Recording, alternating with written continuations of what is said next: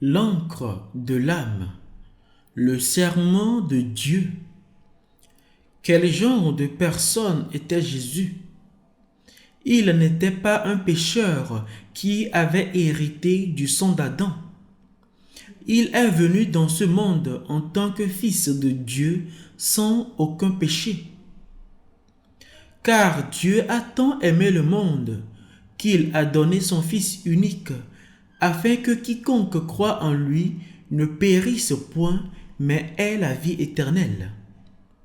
Si Jésus avait dit « Tout est accompli », alors qu'il n'avait pas pris sur lui le péché du monde entier, il aurait été le plus grand imposteur que le monde ait jamais connu. Pourtant, puisqu'il a pris sur lui le péché du monde entier en étant cloué sur la croix, nous ne pouvons qu'être reconnaissants. Nous ne pouvons rien faire nous-mêmes et il n'est pas nécessaire que nous fassions quoi que ce soit. Car c'est par la grâce que vous êtes sauvés, par le moyen de la foi. Et cela ne vient pas de vous, c'est le don de Dieu. Ce n'est point par les œuvres, afin que personne ne se glorifie. Puisque nous avons été pardonnés gratuitement par la grâce de Dieu, nous ne pouvons pas nous vanter de ce que nous avons fait. Mais essayez d'approcher quelqu'un qui prétend avoir cru pendant des années et qui chante la ligne du cantique qui dit « Tout est si gratuitement donné ». Chantez-les-moi encore une fois de Philippe Paul Bliss et demandez-lui « Allez-vous vraiment aller au ciel gratuitement ?» Vous constaterez probablement qu'il y a des gens qui répondent « Non, bien sûr que non. Je n'y suis pas encore. Je dois encore y travailler dur. » Mais Jésus a tout accompli pour nous.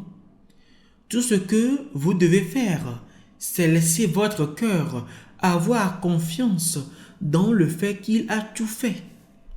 Il y a un hymne qui contient le vers « Je crois et je reçois, tandis que je vais à la fontaine. » Je crois et je reçois de William J.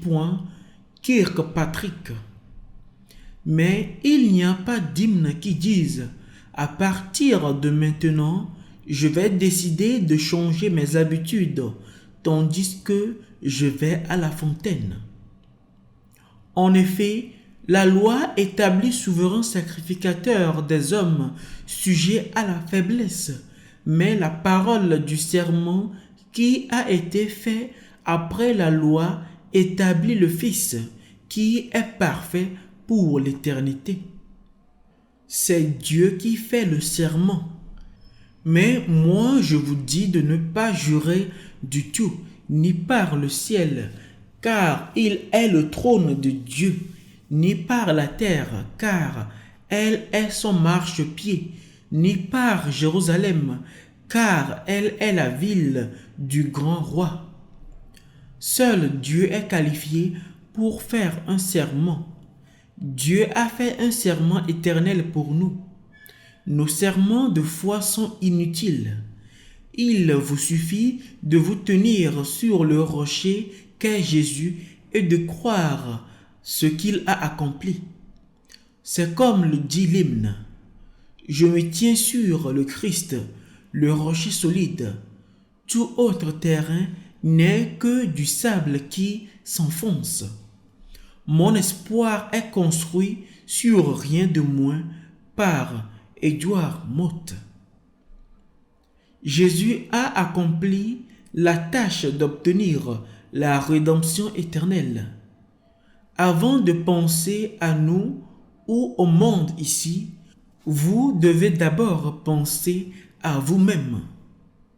Supposons qu'il y a un homme qui a fait un long voyage et qui est complètement épuisé par la soif.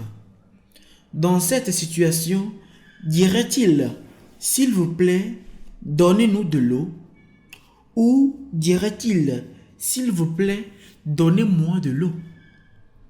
La soif est expérimentée par l'individu.